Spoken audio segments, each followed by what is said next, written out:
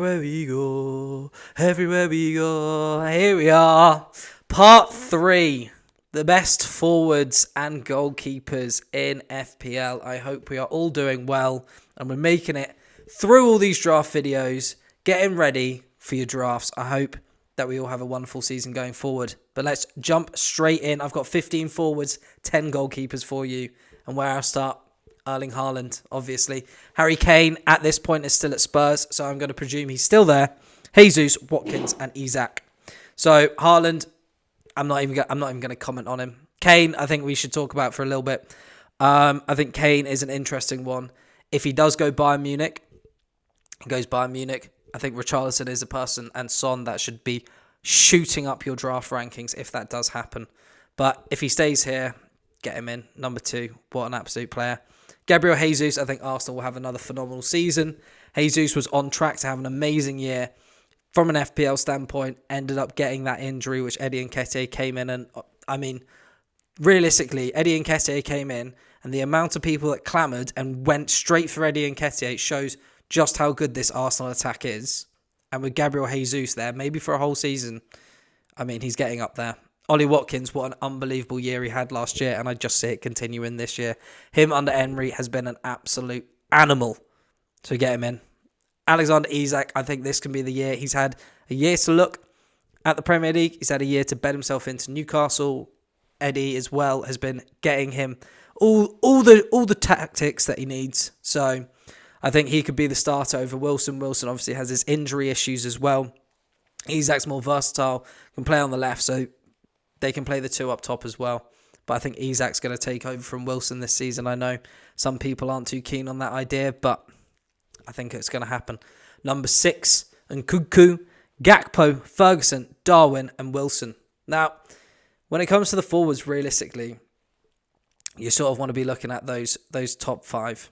You don't really... I mean, Nkunku, I think we can get away top 6 then.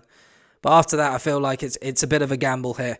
Nkunku has been absolutely electric for Chelsea in pre-season. What an absolute player he seems to be. And I can't wait to watch him in the Premier League. I've been watching him in the summer series and he's been on fire. I would not be scared getting him in. Under Pochettino, what an attacking side he is bringing out there. And I think he's going to be the absolute gem for them. If he doesn't play number 9, he's still on the wings, but he's still getting very much involved with the way that Pochettino is playing. There's a really good video on Tifo IRL about that. But, yeah. Besides that, we're going to go Cody Gakpo. Now, I was chatting to a couple of Liverpool mates the other day, and they feel like Gakpo and Darwin are sort of going to share time, which isn't great. But Gakpo, they think, is going to play against almost the bigger teams, the harder games, and when they really need the press. And if they go through a tough time, Gakpo's going to play, which they inevitably will do. You know, they're not going to bounce back. They're going to have a bounce back season, but there's still going to be the odd time. Darwin against the lesser teams is basically what they were saying. And I feel like Gakpo will probably edge the starts and, you know, edge the goals pretty much for me, which is why I have him there. Evan Ferguson.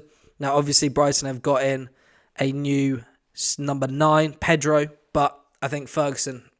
he's just a quality player. I love him so much. I feel like this may be me wanting him to start more. But I think he's just a fantastic player. And if he does start playing up there, I think if you don't have him in your team, trade for him as much as it takes. Because he really could have a phenomenal season. Darwin, I have just talked about. And Wilson, I've always also touched on. I think he will play a massive part in this season. Don't get me wrong. Especially with them now in Europe. And they'll be fighting in a lot of, forefronts. So Wilson will be getting times, do not worry, but I'm just worried with his injury records, and I think Isak will be the main man for them. Number 11 to 15, we're going to go Raul Jimenez, Dominic Calvert-Lewin, Awani, Wizza, and Solanke. So Raul Jimenez has been signed by Fulham for 5.5 million. I've put him in there because it looks like Mitrovic still wants to leave or may not take part next season. So if Raul Jimenez is the starting number 9 for Fulham, I mean, we saw what Mitrovic did last year. I think Jimenez could do the exact same there and will be up there as one of the best strikers to have. Dominic Calvert-Lewin, what a terrible season. Terrible 2 seasons, really, he's had. But I discussed him in a previous video that under Sean Dyche, we looked at Chris Wood. About 130, 140 points Chris Wood put up every season. DCL is going to be that guy under Sean Dyche at Everton. And if he can stay fit, I think he can have a really, really good year. Awani at Nottingham Forest ended the season really well. I think he's going to carry on this next year. Wizza, Ivan Toney out till the 19th of Jan, missing 19 games of the Premier League. So Wizza's the starting forward by the looks of things. I talked about it in the midfielder video, Brian Mbeumo. Wizza, he's been all right in pre-season, but I want to see more from him, so that's why I've got him a bit further down. I think Mbeumo is going to be probably more the main guy, but Wizard's still going to be there starting, at least it looks like, for Brentford up top, and you can't complain about that. They will be in with goals. Dominic Solanke had a great season for Bournemouth, but how good are Bournemouth going to be next year? They've got the new manager in. No one really knows. I think Solanke will still be chipping in with the goals, but, I mean, it's going to be tough. Very tough season for Bournemouth and a tough season for Solanke, but he'll be the main man in a relegation team and still gets you into the 15th spot. Moving on to the goalkeepers. Here we are, Alisson, Pope, Ramsdale, Leno, Martinez.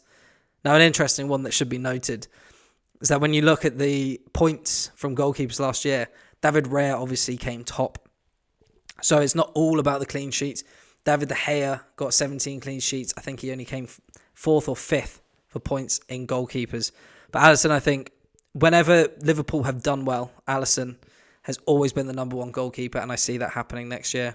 Pope, same thing, Newcastle, great clean sheets. I think they're only going to get better, only improve. Ramsdale, I mean, he's a bit questionable sometimes, but I think he'll be there and thereabouts. Leno, Fulham, I think they get a lot of shots conceded, and this is where Leno comes in. He gets the save bonuses, and then when it gets a clean sheet, he gets the clean sheet bonuses. So he really can get up there. I think he was the 5th highest point scoring goalkeeper last year, and like I mentioned, Raya was another one that came top, and they didn't get the most amount of clean sheets. Martinez, talked about Villa previously. I think they're going to be amazing next year. And Martinez, obviously, is their starting goalkeeper. Next, we're going Ederson, Onana, Kepa, Pickford, and Flecken. So Ederson, obviously, City's keeper. City, we'll see what they're like defensively next year. I feel like they keep slightly less clean sheets than the others, or at least from a points sort of perspective.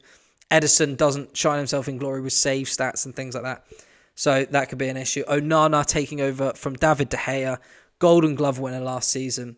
We'll see. It may take a little bit of time for him to bed in, which I think may mean slightly less clean sheets this year. So that's why I've got him a bit down.